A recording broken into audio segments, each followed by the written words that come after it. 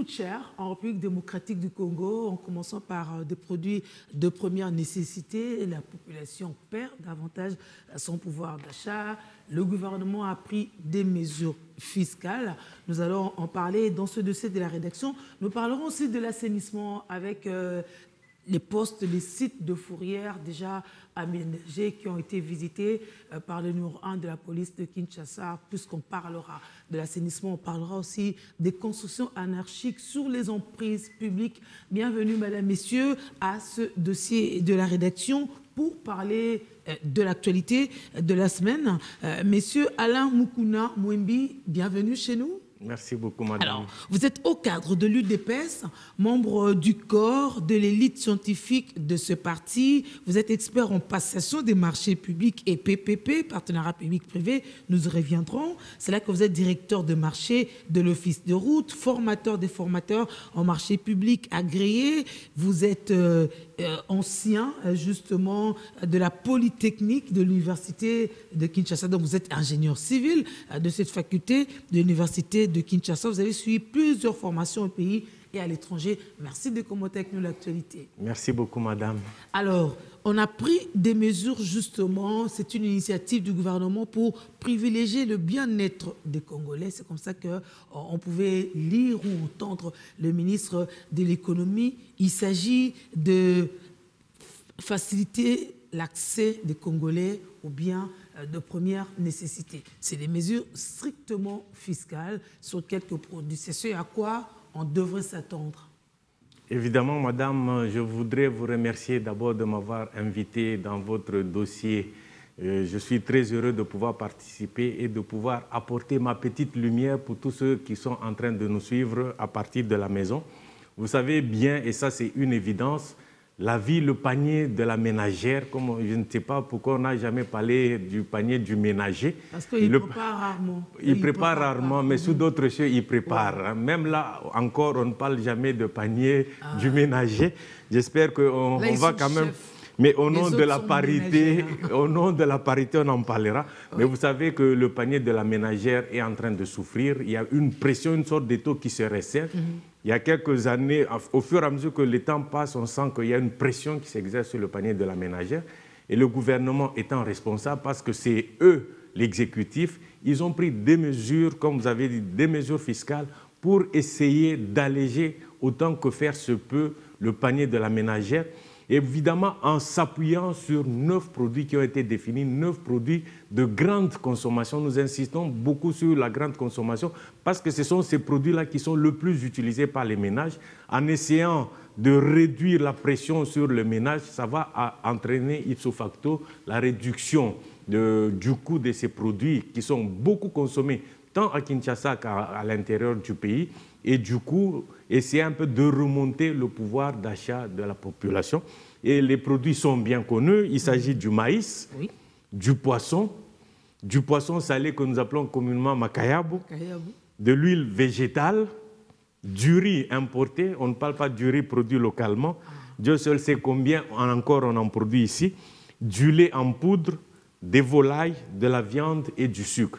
Donc, ce sont les produits qui sont le plus consommés ici à Kinshasa et en province, disons de manière générale en RDC. Voilà pourquoi le gouvernement s'est focalisé sur ces produits pour pouvoir alléger la souffrance des populations. Et ça, c'est très important à comprendre. On le fait déjà, le gouvernement le fait déjà pour les produits pétroliers. Et dans la même suite, il le fait, disons, il a pris la mesure pour les autres produits très importants. Donc, il y a comme ça, le droit des taxes sont supprimés sur certains produits, tandis que 5 autres produits ont vu la réduction de charges de 5,2% à 50%. Mais puisqu'on défiscalise, il faut puiser ailleurs.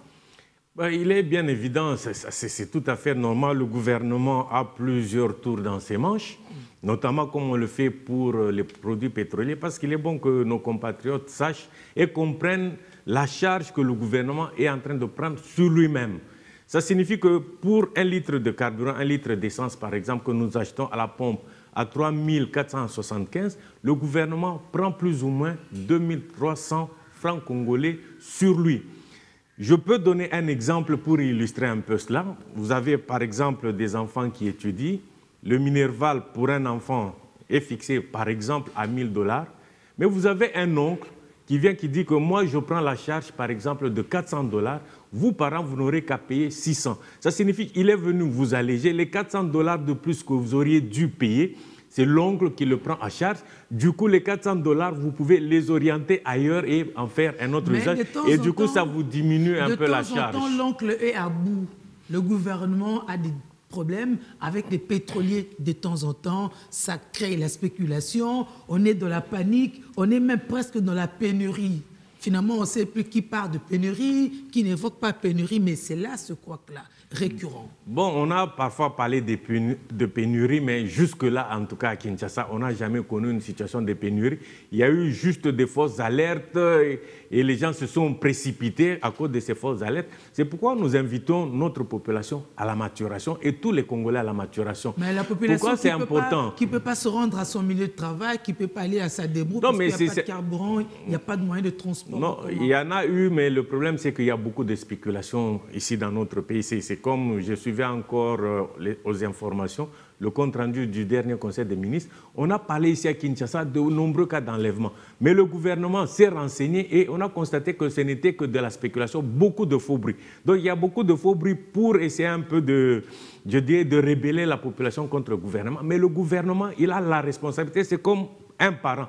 Il a la responsabilité de nourrir ses enfants, de les scolariser. C'est sa responsabilité. Il doit se battre par tous les moyens. Et c'est ce que le gouvernement le fait si bien.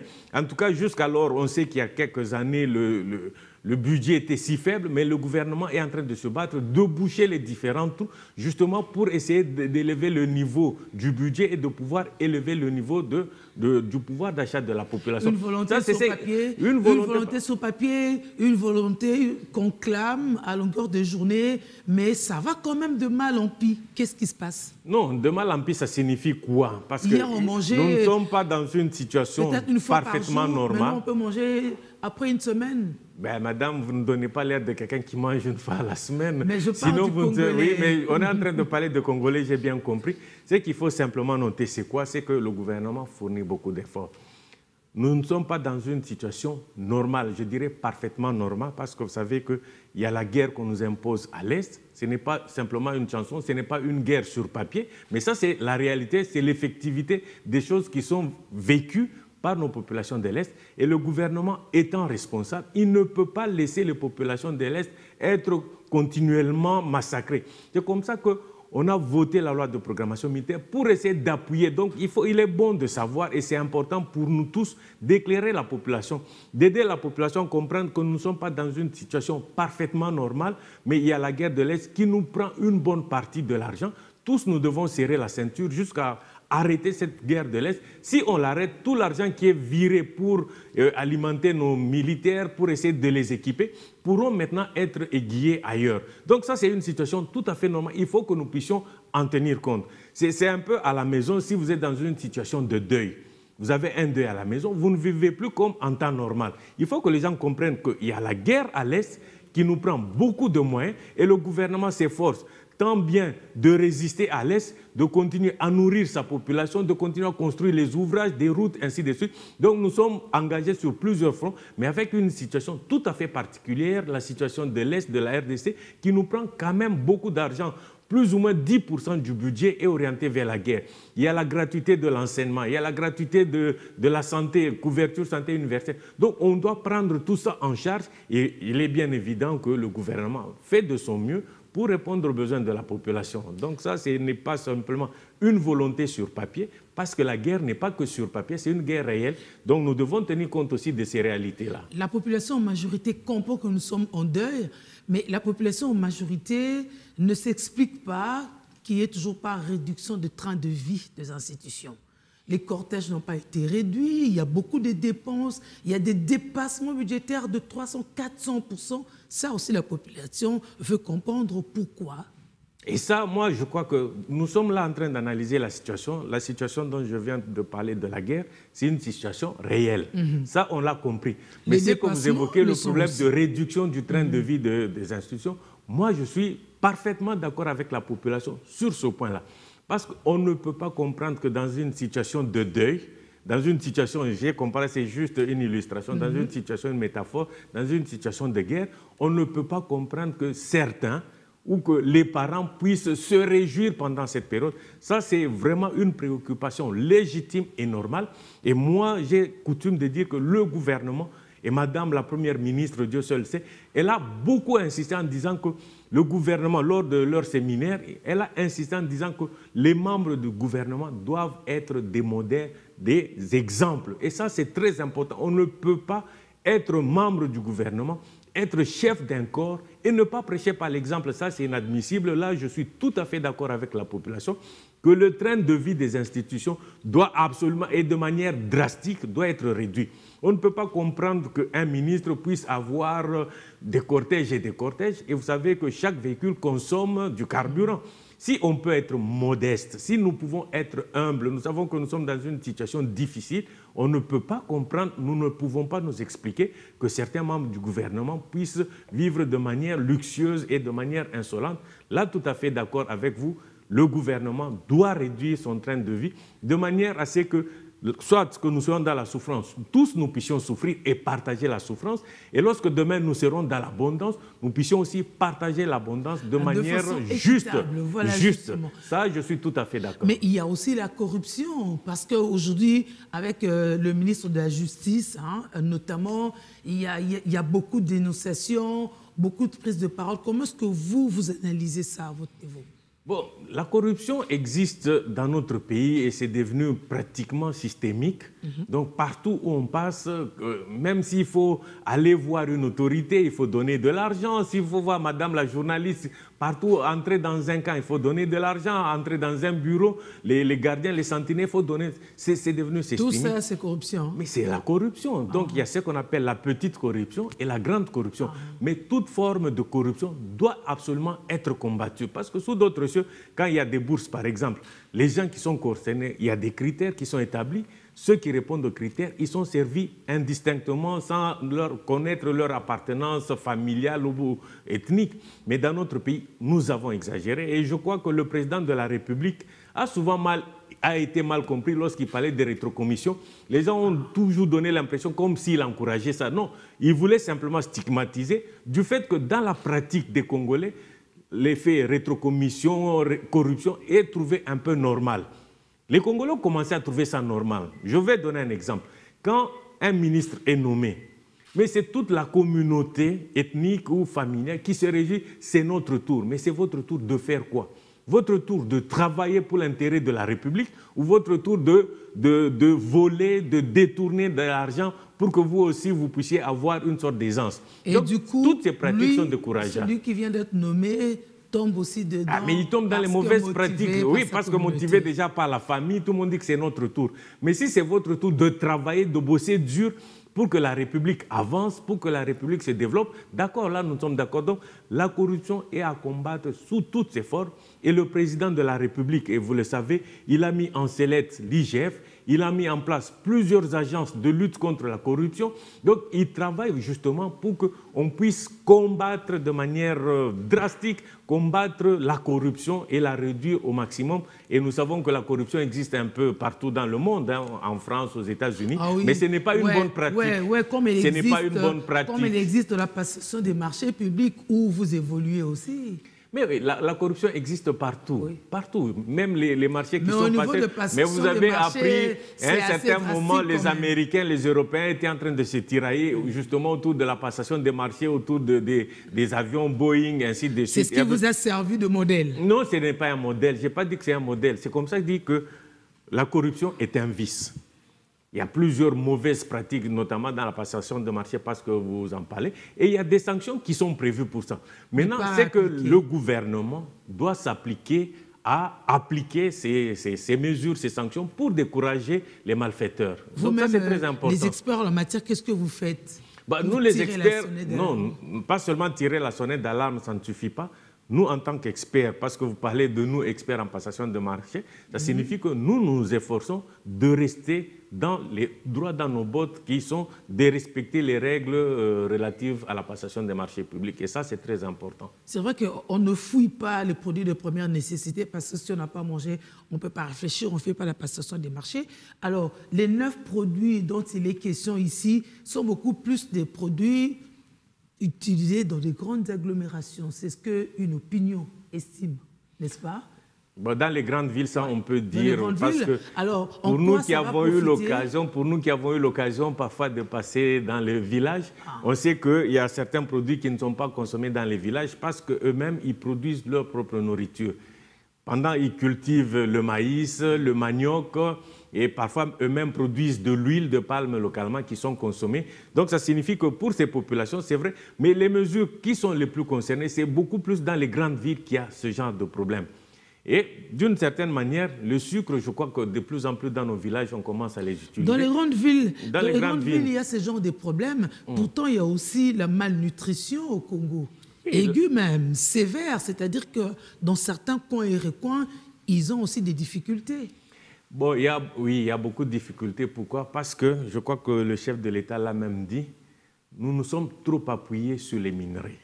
Et là, ça signifie que nous sommes dépendants du coup sur le plan international. Mais nous pouvons maintenant changer de paradigme et puis essayer de diversifier notre économie comme ce fut le cas à l'époque coloniale. Donc il n'y avait pas que les mines, mais il y avait aussi l'agriculture. Et dans certains pays, notamment les États-Unis, parmi les premiers ministères les plus considérés, c'est le grand ministère de l'agriculture. Donc il est important que nous, ici au Congo, nous puissions donner aussi du poids au ministère de l'Agriculture qui ne doit pas être relégué au second ou au troisième plan. Donc le ministère de l'Agriculture, c'est le plus grand ministère. Ça signifie que si nous mettons le paquet dans l'agriculture, nous allons voir que beaucoup de produits que nous sommes en train d'importer, nous pouvons les produire localement. Le maïs, qu'est-ce qui nous empêche de produire? Nous avons 80 millions de terres arables. Donc ça signifie que localement, nous sommes capables de produire du maïs. Nous avons beaucoup de cours d'eau. Moi, je suis dans le secteur des infrastructures. Dieu seul sait combien de ponts on a besoin ici en RDC. C'est parce que la RDC est irriguée de cours d'eau, de lacs, des lacs les plus poissonneux au monde. Ça signifie que nous pouvons nous investir dans l'agriculture, dans l'élevage et dans la pêche. Et ça va permettre du coup d'économiser nos capitaux, de ne pas toujours importer. Le riz, il y a quelques années, à Bumba, on produisait beaucoup de riz. Je crois que Kinshasa, même on produit aussi le riz. Au Maniema aussi, partout à Massina. Mais tous ces terrains sont maintenant de plus en plus en train d'être vendus juste pour les maisons d'habitation. Donc, si nous investissons et que nous donnons beaucoup de moyens au ministère de l'Agriculture, Pêche, Élevage, il y a des choses que nous n'allons plus importer, que nous allons produire localement. Et je pense que c'est sur ça qu'il faut de plus en plus insister. Le président l'a dit, le dire ne suffit pas, mais ce qui est plus important, c'est de le faire. Il faut vraiment se mettre résolument au travail pour ces ministères. C'est donc une question de politique nationale, parce qu'on a eu plusieurs fois des mesures même d'urgence. Parce que quand nous regardons les différents produits qui sont donnés là-bas, en tout cas, moi, je pense que tous les 9 peuvent être produits localement. Parce qu'ici, c'est vrai qu'on s'appuie sur l'importation. Oui, or, nous se mettre à l'importation ne nous aide pas en tant que pays. Non, ça ne nous aide pas. Tous les pays civilisés font l'effort de réduire les importations, d'encourager l'entrepreneuriat national. Ça signifie que nous, Congolais, et puis autre chose que je voulais ajouter, madame, c'est que nous nous appuyons trop sur le gouvernement. Nous sommes un peu comme des téléspectateurs en train de regarder madame la journaliste à la télévision, faire sur le journal ou bien le dossier du journal. Mais le plus important, il faut que tous nous puissions joindre nos mains et que nous puissions travailler. Vous vous souvenez qu'il y a un président américain qui a dit ceci, que plutôt que d'attendre à ce que le gouvernement agisse pour vous, mais qu'est-ce que vous faites pour le gouvernement? Qu'est-ce que vous faites pour votre pays? Il est temps que chaque Congolais se pose la bonne question de savoir qu'est-ce que moi je fais pour aider mon pays à avancer. C'est très important. Je peux m'investir, par exemple. On pourra vous opposer à ça des Congolais qui sont agronomes, des Congolais qui sont disposés à venir ne serait-ce qu'arroser les champs, mais il faut des structures d'encadrement. Oui, les structures, ça signifie que nous, ce n'est pas pour rien que nous avons étudié. Nous n'avons pas étudié pour qu'à la fin, de nos études, nous puissions commencer à écrire « J'ai l'honneur ». Ça signifie qu'à un moment donné, avec le concours de l'État, c'est pourquoi on dit que l'État est là simplement pour organiser la société, de sorte que chaque citoyen puisse finalement organiser ses activités économiques librement. C'est de cette manière que même sous d'autres cieux, ce n'est pas le gouvernement qui prend tout en charge. Le gouvernement peut intervenir dans les subventions, mais c'est la population qui s'organise, chacun dans le secteur qui est le sien, pour être acteur du développement et non pas spectateur du développement. Ça, c'est très important. C'est à l'État d'organiser les choses pour que les individus, les corps se mettent sur les rails. Oui. Quels instruments avons-nous, quelles capacités aurons-nous pour justement assurer l'applicabilité de ces mesures-ci? On a quel levier? Nous avons plusieurs leviers. Il y a d'abord le levier gouvernemental. Ça signifie que le gouvernement a mis en place des mesures pour réduire la pression sur les opérateurs économiques. Ça, c'est déjà un fait. Et si chaque opérateur économique est sérieux, parce que là, nous disons que nous allons combattre, ou le gouvernement va combattre, et puis cette affaire nous concerne tous, pas seulement le gouvernement, nous aussi, parce que nous devons dénoncer, parce qu'il n'y a pas que ça, les nombreuses barrières à travers nos routes nationales. C'est-à-dire que le gouvernement le sait toujours, mais à un moment, laisse faire. Oui, mais c'est quand il faut maintenant alléger qu'on enlève. Autrement... Et ça doit être durable, ça doit être permanent. Il faut pas que ça, de façon permanente. Il ne faudrait pas que ce soit des mesures spéculatives, des mesures temporaires, mais ça doit être des mesures permanentes. De sorte que celui qui produit... Moi, je sais qu'il y a beaucoup de Congolais, des Quinois particulièrement, qui consomment le maïs qui vient de l'Équateur, de Bandundu, mais c'est à cause de ces multiples barrières installées sur ces voies d'évacuation qui font que le coût augmente. Mais si on est sérieux, nous prenons des mesures et nous les appliquons. Surtout l'application, c'est ce qui est très important. Moi, je me souviens, il y a quelqu'un qui a toujours l'habitude de dire « faire, c'est mieux que de dire ».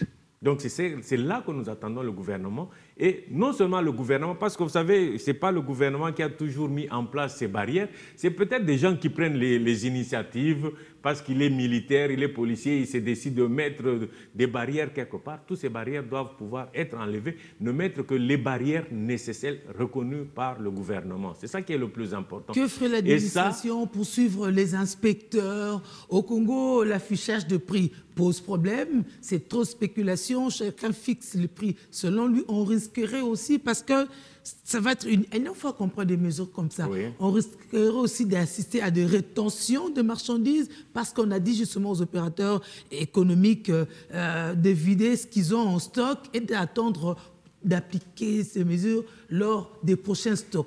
Qui suivrait ça? Mais si on fait ça, ça signifie que nous-mêmes, nous sommes des citoyens véreux.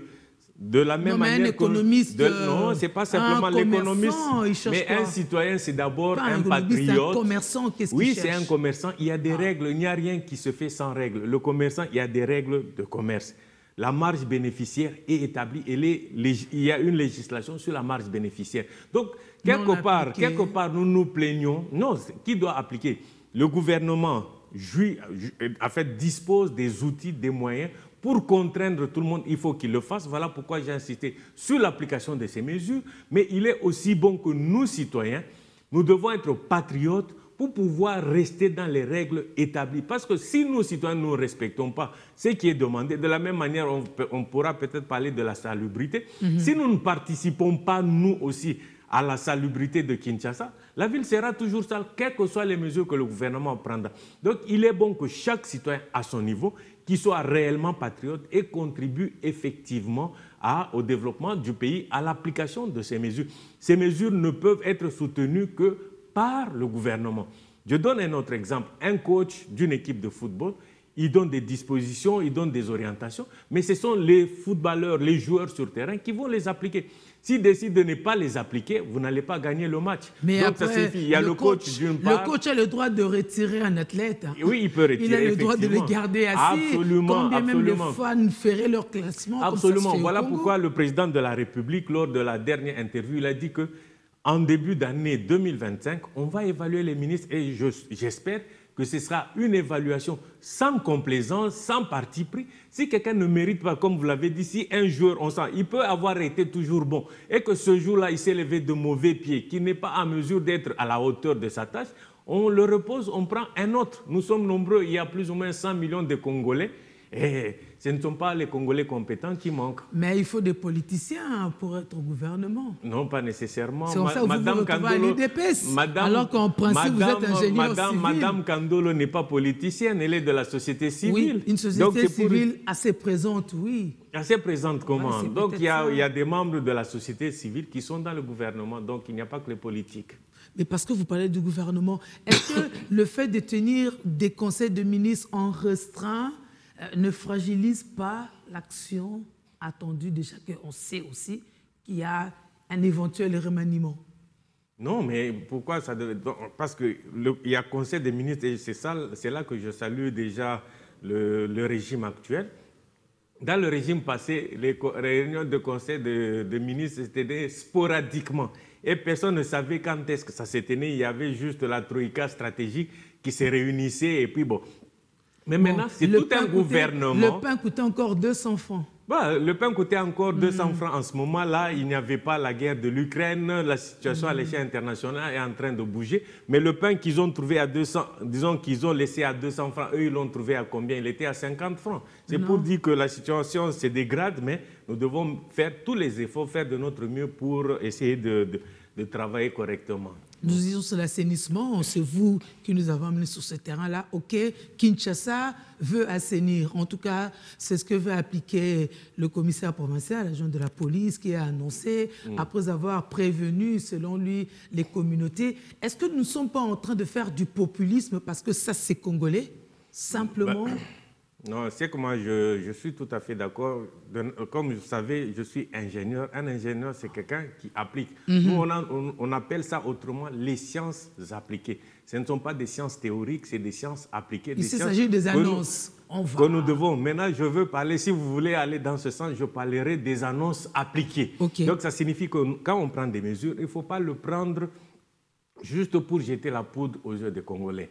Moi, je souhaiterais même, évidemment, il faut qu'il y ait des annonces pour avertir les gens. Si les annonces sont faites dans le sens d'avertir juste les gens, que ceux qui sont responsables prennent leurs dispositions et évacuent tout ce qu'il y a comme anciens véhicules sur les voies publiques, l'effet d'annonce, c'est pour respecter le droit d'information de chaque population. Maintenant, si à l'issue de ces annonces... tout le monde n'est pas informé parce qu'il n'y a pas de courant, les médias n'arrivent pas partout, et puis il n'y a pas de chef des quartiers pour faire le relais, il n'y a pas... Non, les chefs de quartier existent, les bourgmestres sont là.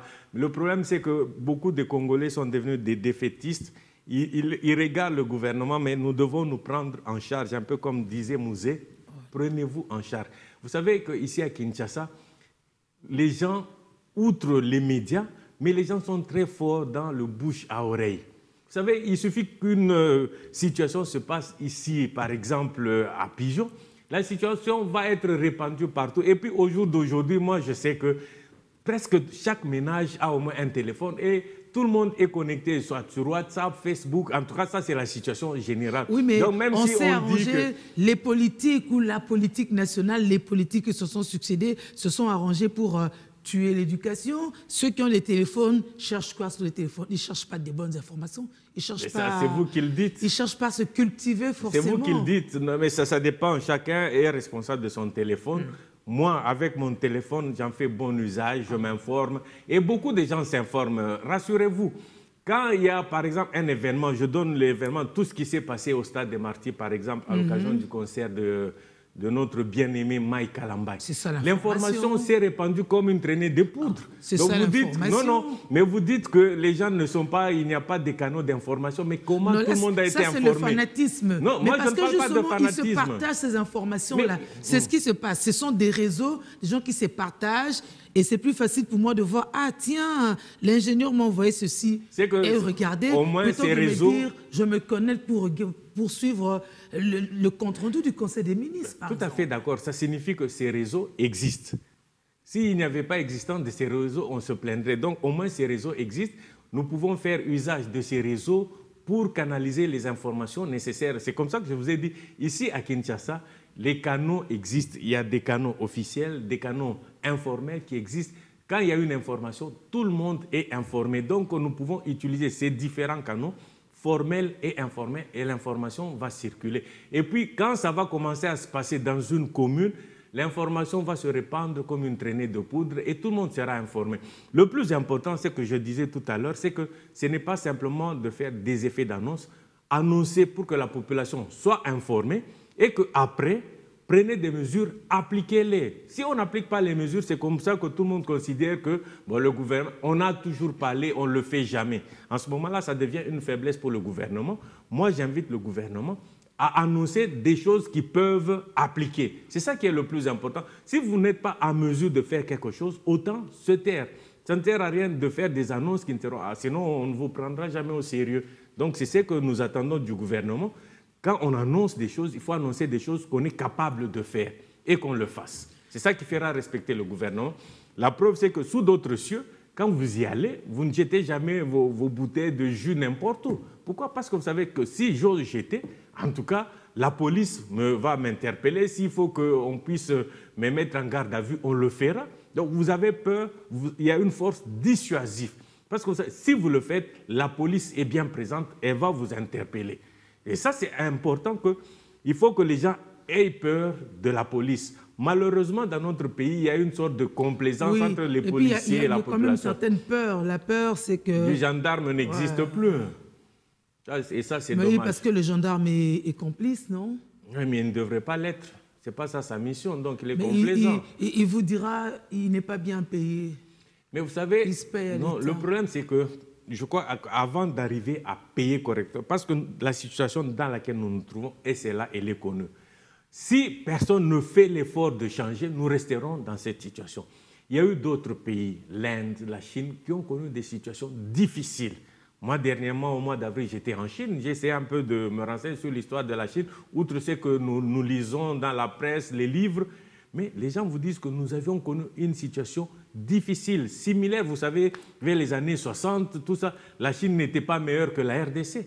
Mais ils se sont assis, ils ont appliqué les mesures prises, ils se les sont imposées avec un minimum de discipline, un minimum d'ordre. La situation a changé. Donc, pour que la situation change, ça ne viendra pas, ça ne tombera pas du ciel. C'est vous et moi, madame, qui allons changer la situation. Donc, nous savons qu'au jour d'aujourd'hui, le traitement des policiers, de tout le monde pratiquement, est minable. C'est là que j'étais d'accord avec vous qu'il faut réduire le train de vie aussi du gouvernement. Il ne faudrait pas que la population souffre et regarde la jouissance un peu insolente des membres du gouvernement. Donc, ça signifie qu'il faut que tout le monde, nous devons partager les peines. Si les gens se rendent compte que nous partageons les mêmes peines, la même vision avec les membres du gouvernement, ils vont accompagner le gouvernement. Et c'est ça qui va amener le changement. Donc, les membres du gouvernement, comme on le dit, eux, c'est la tête. Et comme on dit que c'est la tête qui commande tous les membres. Si la tête est pourrie, tout va pourrir. Mais si la tête est redressée, si la tête travaille, tous les membres vont devoir travailler. Et moi, j'en suis sûr. D'où la question du leadership. Le leadership, oui. Le leadership, parce que la question de leadership est très importante. Et je crois que peut-être qu'un jour on parlera des différentes sortes de leadership, il n'y a pas de problème. Je crois que quand vous parlez de leadership, vous n'êtes pas en train de pointer des individus. Non, peut-être des corps, parce que vous parlez de la tête. Il y a des têtes sur chaque structure, hein, forcément. Mais je voudrais aussi qu'on revienne un peu sur l'assainissement, mais maintenant en prenant les constructions anarchiques, justement, sur les emprises publiques. Le chef de l'État a même demandé à certains ministres d'identifier, de répertorier les biens publics de l'État spoliés. Ça, c'est une chose. Mais maintenant, lorsqu'on fait le travail de terrain, on se rend compte, pour parler que des emprises publiques, que le NATRA ne peut pas travailler. On ne peut pas réorganiser le système de transport à Kinshasa, notamment parce que les emprises sont occupées. Les rails n'existent plus. C'est dans les parcelles d'autrui, parce que même l'IGF est quand même à côté du rail. L'IGF en tant qu'inspection générale et tout ça. Maintenant, on se rend compte qu'il n'y a pas que des individus qui sont dans cette anarchie, mais il y a aussi l'État. Beaucoup de postes de police sont sur les emprises publiques, des bureaux de localités. On commencera par où pour nous dire effectivement on peut les enlever et réorganiser le système de transport. Madame, avant d'y répondre, je reviens un peu là où vous avez parlé des leadership des différents corps, ainsi de suite. Je crois que Madame la Première ministre, elle avait parlé d'un gouvernement de compétences. Donc, ça signifie que quand on va évaluer la compétence de chacun. Et quand on regarde les différents membres du gouvernement, on est en train de voir que certains sont en train déjà de sortir la tête de l'eau. Ils se font remarquer d'une manière ou d'une autre. Ça signifie qu'il y a certains qui ont pris leurs responsabilités. Je prendrai juste pour un premier modèle, même s'il dérange déjà certains. On voit que le ministre de la Justice est en train de travailler. Il est allé dans les prisons, on le voit ça et là en train de travailler. Moi, je ne pense pas qu'il soit en train de faire du populisme, mais c'est le travail qu'il doit faire parce qu'il sait qu'il doit donner un coup de massue pour que les choses commencent à changer. Et on a vu que beaucoup de prisonniers sont en train d'être libérés progressivement, ceux qui répondent évidemment aux critères. Donc ça signifie qu'il s'est pris en charge, il a pris ses responsabilités en main. C'est cela qu'on attend de chaque ministre. Chacun dans son secteur doit se prendre en charge. On voit le ministre des Infrastructures, ça et là, on lance des travaux. Donc, il est en train de se prendre en charge. Le ministre de la Santé... Même s'il y a beaucoup de biens comme ça, publics de l'État... Mais oui, c'est ça que maintenant, pour les individus se sont accaparés. Lui-même s'étonne, mais il ne peut rien. Enfin, visiblement... Non, ce n'est pas qu'il ne peut rien. Je crois que... Je parle du cas... Il y a eu un long moment... De l'hôpital de Kitambo, par exemple, le ministre était ahuri, mais après, rien n'a été fait. Non, mais ça veut dire que nous avons été dans la léthargie, la négligence, le dysfonctionnement pendant longtemps.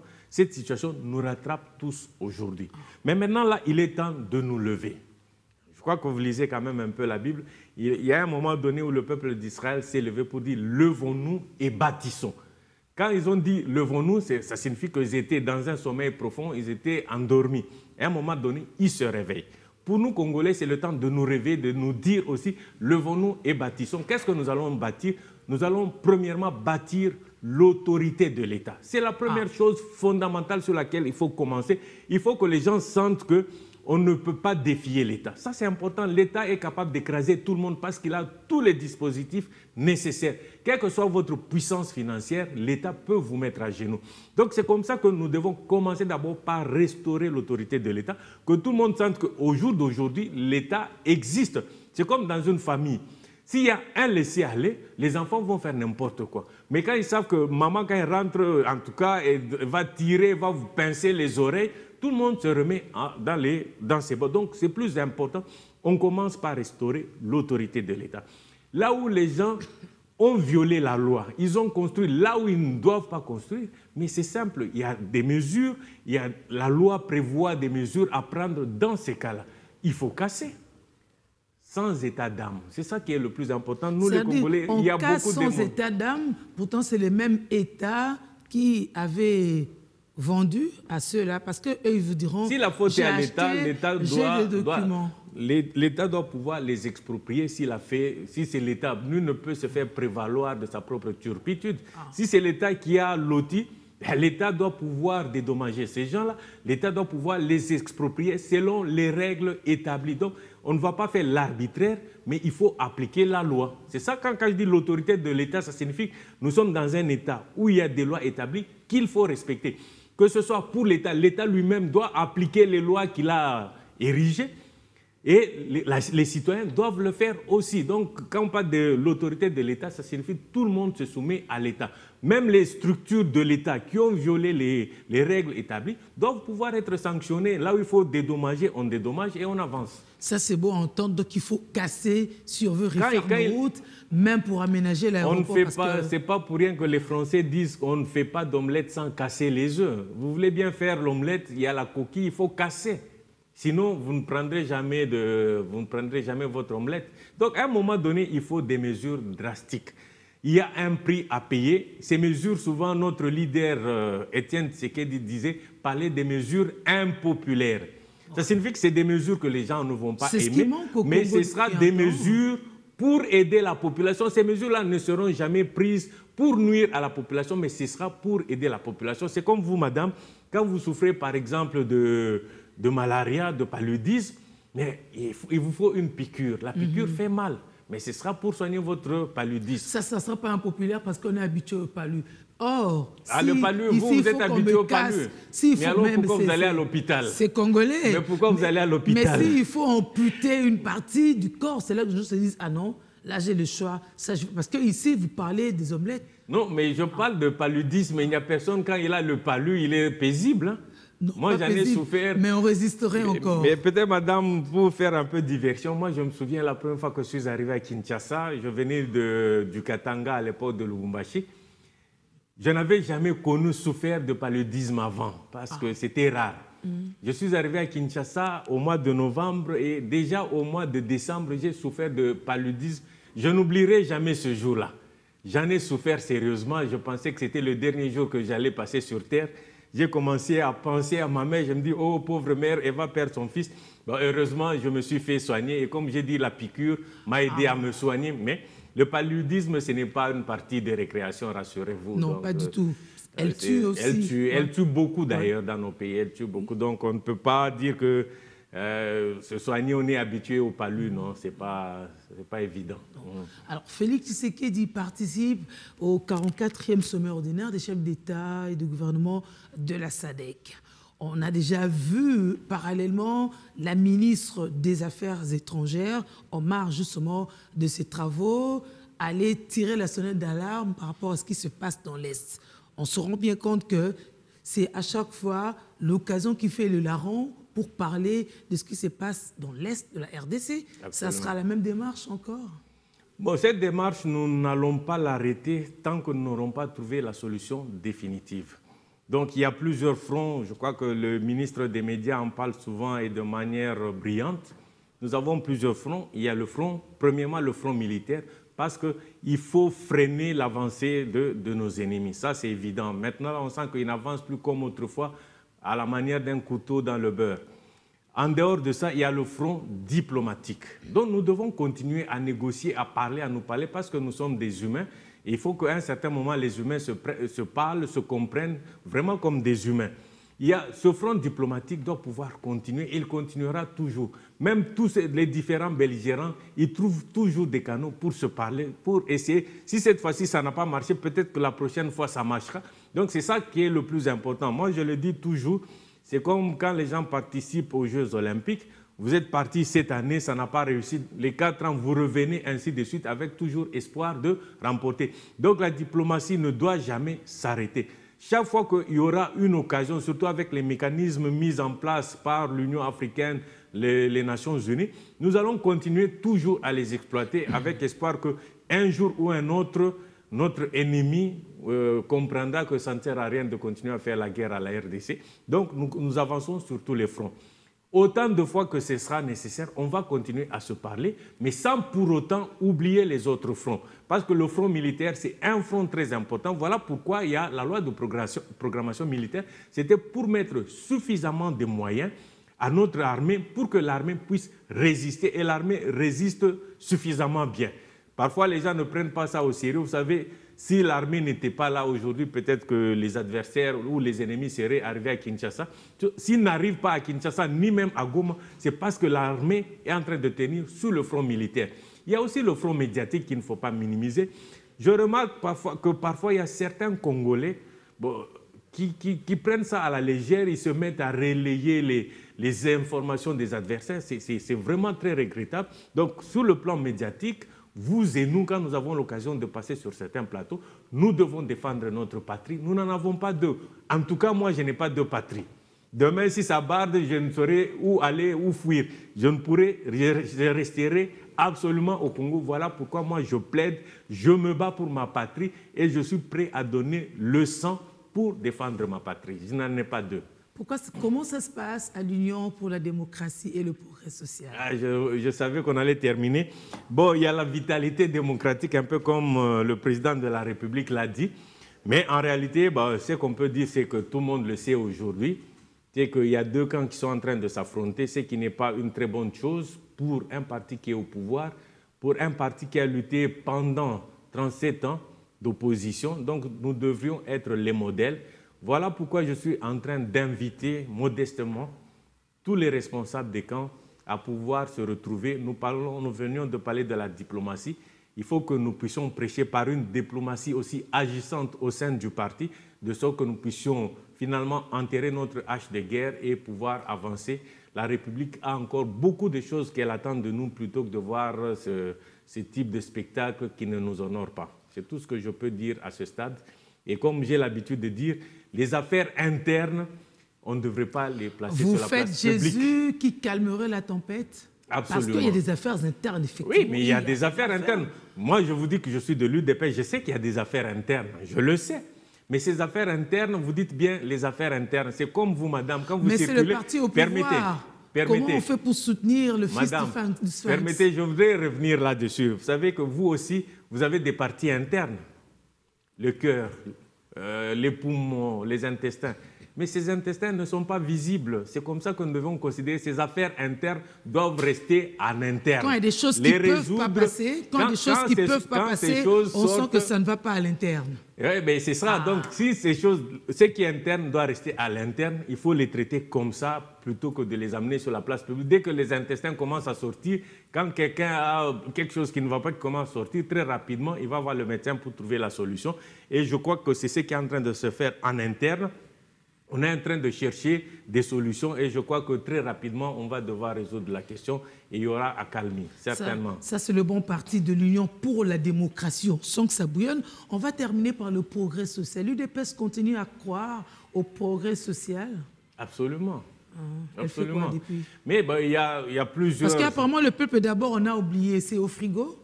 Non, le peuple d'abord ne peut pas être oublié. Parce que moi, quand on parle du peuple d'abord, je crois que j'ai un devoir de mémoire. Je me souviens toujours de ce panneau que je voyais sur l'avenue Bypass, quand on venait soit de Salongo, pareil, vous allez vers Rond-Point Gaba, avec le leader Maximum en 2011 lors de la campagne des présidentielles. Là, quand j'avais découvert sa mention, le peuple d'abord, ça vient de lui. Et nous sommes obligés d'appliquer, ça vient de notre mentor. Pour l'honorer, nous avons l'obligation morale d'y aller. C'est pourquoi il y a la gratuité de l'enseignement. La gratuité de l'enseignement, c'est pour appuyer les ménages qui n'étaient pas en mesure d'envoyer les enfants à l'école. Ça fait partie du peuple d'abord. Quand on parle de la campagne couverture santé universelle, c'est aussi le peuple d'abord. Il faut accélérer. Pour aider. Accélérer, oui. Vous savez, accélérer, comme on a toujours dit que le plus important, ce n'est pas toujours la vitesse, mais c'est d'être déjà dans la bonne direction. Si on est déjà dans la bonne direction, on peut y aller à la manière. Il y a plusieurs types d'animaux. On a aussi les tortues qui ont leur cadence. Ne demandez pas à la tortue de courir comme le guépard. Mais sans salaire on ne participera pas à la couverture santé universelle. Non, mais parce que, est-ce que vous savez qu'il y a des femmes qui ont accouché, effectivement, et il y a, je crois, une semaine encore, je parlais avec un médecin d'un hôpital de la place qui m'a dit effectivement, chez nous, nous appliquons la couverture santé universelle. Les femmes viennent accoucher gratuitement. Elles sont tout comme il y a encore des couacs dans certains coins, ce qui peut être normal. Les couacs ne manquent pas, madame. Les couacs ne manquent jamais. Vous savez que c'est un combat. Un combat, ce n'est pas un boulevard qui est ouvert où vous roulez simplement comme ça. C'est un combat. Il faut trouver les moyens. Pour trouver les moyens, l'État doit pouvoir boucher les trous ça et là pour pouvoir permettre d'avoir de l'eau. C'est parfois la situation un peu comme notre situation de la régie des eaux. Vous produisez de l'eau dans votre usine de traitement d'eau et puis il faut acheminer cette eau auprès des abonnés. Si la canalisation n'est pas bonne, ça signifie qu'il y a de l'eau qui va couler le long du chemin. Donc il faut commencer par boucher tous ces différents trous pour permettre d'acheminer l'eau chez le client. Et c'est ce que nous sommes en train de faire. Nous avons trouvé beaucoup de trous, beaucoup de vers dans le fruit que nous sommes en train d'extirper un à un pour pouvoir, à un moment donné, être plus à l'aise. Et moi, je crois en l'avenir de ce Congo. Et cet avenir, comme disait Patrice Emery Lumumba, l'avenir du Congo est beau. Et moi, je crois fermement, en dépit de toutes les difficultés que nous rencontrons.